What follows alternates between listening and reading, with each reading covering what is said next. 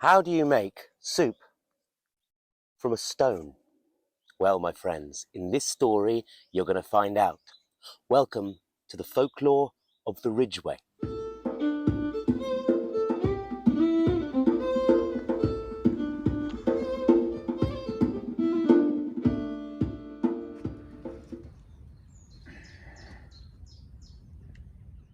Long ago, but not so long ago, there was a tinker making his way along the Ridgeway, that great ancient road in the south of Britain. A tinker, as I'm sure you're probably aware, is a gypsy. Tinkers back in the day would gather scrap metal from people. Nero, do you mind? I'm trying to tell a story here, mate. Thank you. Thank you, buddy. You're going to come and listen. Okay, sit down. There's a good boy. So a tinker would collect scraps of metal, maybe broken kettles or pots and pans from ordinary people like you and me. A bit like travelling people today still drive along the roads and country lanes in a pickup truck asking for scrap. And tinkers have this name because they would mend these pots and pans. They would tinker with them or hit them with their little hammers, ting, ting, ting, ting, ting, ting, ting, ting. And they would carry them on their backs and then sell them from door to make a living. And these pans and things would jangle on their rucksacks because they'd be carrying their whole lives on their backs. Having just walked the Ridgeway in the last week or so with this dog here and that girl there carving a spoon, I kind of know the feeling. I know how it feels to have your life on a pack on your back, tinkering along. But the truth is, travelling people then, as now, are often distrusted. There's a lot of prejudice going around. So it was a January day. It was very cold, not like this hot June weather we've got at the moment, and this tinker was making his way along the Ridgeway, and it was beginning to get dark, and it felt like snow was in the air. And he looked down at the base of the ridge, and there was a village. It was the village of Liddington. Now, last time the tinker had passed this way, he remembered the people of Liddington had been very hospitable, so he thought he would probably find a place to curl up by the fire for the night. Maybe he would even get a dry crust of bread or some kind of hospitality. These were more hospitable days than these days, you might say. So that tinker made his way down the Ridgeway and into the village of Liddington, but it was not the same Liddington as he had left all that time before. You see, the harvest had failed in Liddington the year before, and it had been a very thin Christmas and an even thinner January. So as he walked up and knocked on doors, doors slammed in his face. We don't want to see any of the likes of you. We don't have even enough food to feed our own bellies. How can we have any to spare for a gypsy like yourself? And besides, our daughters will not be safe in their beds. Get away with you, you tinker. And people would spit on the ground as he left. Door after door after door was slammed in this gypsy's face, and he thought, oh well, it'll be a cold and hungry night on the foot of the Ridgeway. And just the first few snowflakes were beginning to swirl in the air around him, so he pulled his jacket around himself and started to walk back out of town. But then he saw there was a little cottage, a tiny little humble cottage door that he must have missed on his first time round. He shrugged and thought, worth a shot. So he walked up and knocked on this little cottage door, and the door opened, and there was a little wizened old woman. Yes, she said. And he said, I'm just wondering if I could have a place to sleep tonight. And she looked him up and down and said, you'd better come in. Inside, it was a very, very humble dwelling, just a small fireplace in the side of the kitchen, a few dusty pots and pans, and a little curtain next to the fire. That was probably where the old woman slept. Nothing else. Bare dirt floor.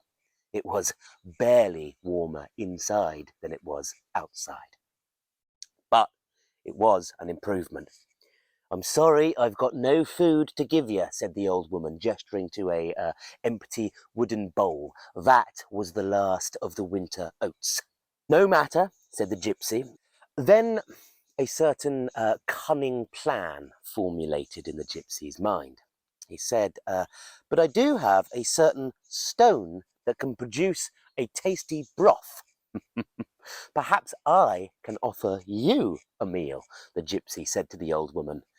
And he tipped out his bag and out rolled a stone from the very bottom of it. A smooth, round stone, just like this one. And the old woman could tell it was not a local piece of stone. No, no, the local stone round those parts is all flint and jagged, the bane of many a farmer's plough. This stone, the one I hold in my hand, is actually from a Welsh river, and perhaps it was just such a stone that the tinker held in his hand, and he held it in front of the old woman with great veneration and said, "This is a soup stone, very rare, very rare. All I need is a cauldron of water and a fire. I will do the rest." Well, the thought of a nice warm broth certainly did sound very good, so she went out the back room and dusted off a large cauldron from when she had a bigger family. They'd all flown the nest now, and she didn't have much use for this cauldron. So she, the old woman, went out to the well in the village to fill the cauldron with water. And there were a few other villagers at the well. And she said, the other villagers said to the old woman, "You took that tinker in. You didn't take that tinker in. You'll be murdered in your beds." And she said, "Well, actually, he's making me a soup from a magic stone." Thought the villagers, "Don't be ridiculous. No one can make soup from a stone. That's just tinker talk." But the seed had been sown, and the gossip began to spread around the village, and soon there were quite a few farmers' wives and shepherds and farmers' daughters and what have you, all talking about this stone soup. And the old woman took the cauldron of water back into the cottage. Meanwhile, the tinker had gone out the back along secret routes that only he knew along the Ridgeway, and he had been doing some foraging. It was winter, but there is still things to be found if you know where to look, which that tinker did. It's a trick of the travelling peoples. So that tinker quickly, in the fading light, managed to find some three-cornered leek and some black mustard, and even a little wrinkly piece of wood ear mushroom from a rotting bough of an ash tree.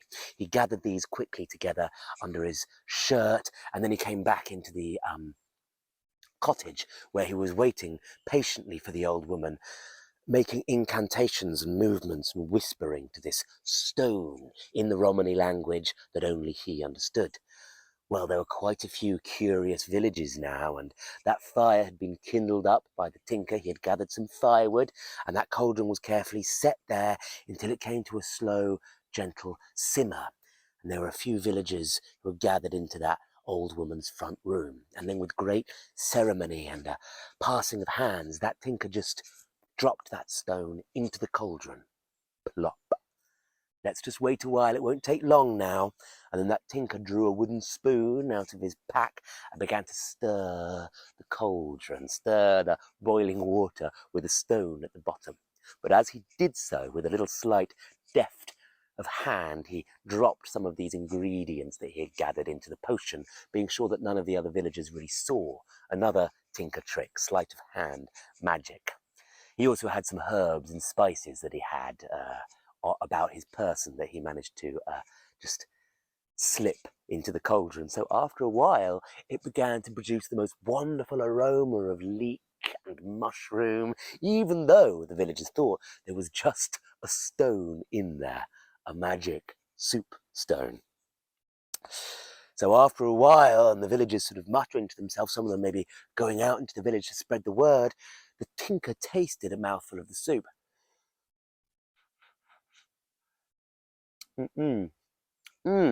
It's really good, and it did smell good, but it just needs a little something else. Maybe it just needs to be sort of thickened up a bit. I don't suppose anyone could spare a potato. And the villagers sort of looked around, and the old woman sort of, her eyes went from side to side, and she muttered something about maybe having one out the back. So she went out into her back room and came out with the smallest, wrinkliest potato you've ever seen. She'd been saving it. And the tinker said, "That'll do nicely." And deftly, with his little knife, he sliced that potato up into little cubes and sprinkled it into the soup, and it went and sure enough, the soup did begin to thicken up with starch. And a little while later, the tinker tasted it again. That's more like it. It could really do with a bit of it could really do with a bit of marrow, a little bit of bone.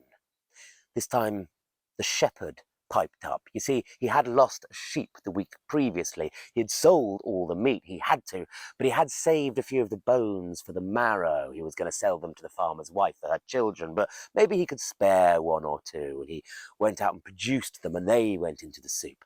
Then other villagers began to follow suit. Someone produced from somewhere a carrot.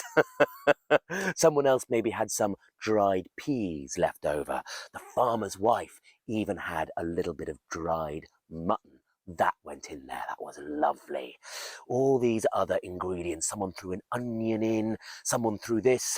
No one except the tinker saw all the ingredients that went in, because it happened slowly, piece by piece. But before long, that soup was brimming, a great big broth, and that tinker tasted it, rich in marrow, meat, and vegetables that all the villagers had squirreled away.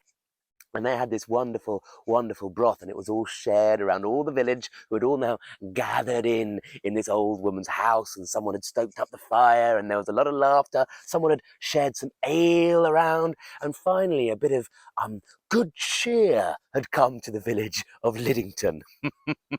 That gypsy waited till everyone had had their fill of the magic stone soup, and then he had his serving himself, had a small mug of ale that someone had given him, and then he, with great reverence, fished out his stone, wiped it clean, and placed it back in his pack, and he had a nice place to sleep for the night.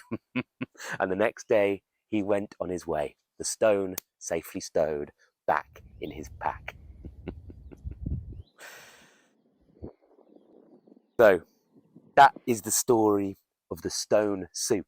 That's a very common folktale from across Europe. You get that from Russia to Scandinavia to Portugal. In Britain, it's associated with the village of Liddington. There's a book in a Wiltshire village, scenes from rural Victorian life. This is from a guy called Alfred Williams, a storyteller. He used to ride around Wiltshire on his bicycle in the 19th century, gathering folklore. And this is one of the stories he collected from the village of Liddington. They call it pebble soup there. So it's really interesting how folklore attaches itself to specific places, often the same story. It's probably a very old story. In, I think, Romania, there's a version of this story where it's an axe head that's thrown in the soup. This maybe, perhaps I'm getting carried away with myself here, but could be a remnant of the Bronze Age axe heads, a memory which used to be used as currency in the Bronze Age period, and they were symbols of fertility. Think the god Thor. Think the god, the Dagda, the Irish god, the Dagda, often associated with these bronze axe heads. The Dagda, of course, has a magic cauldron that always replenishes itself with whatever is in it, so no one ever goes hungry. So perhaps a very old motif of a nourishment-giving cauldron nestled at the heart of this quite simple folktale about, with quite an obvious moral about, share and share alike in a communistic spirit, because when a whole community of people put their various talents or their vegetables together, you get out more than if you just have your individual little bit. So a nice lesson of generosity there for you guys to take away with you. Stone soup. Next time you're wandering in South Wales, if you're ever wandering that way, keep an eye out for a small stone like this, and you will never go hungry again. So, my friends, that is part of my Folklore of the Ridgeway series. I will put a link here when I've edited the video back to my Songline of the Ridgeway video, which has more folklore from the Ridgeway in it. Thank you, my friends. Thank you to my Patreons. I'll see you again soon.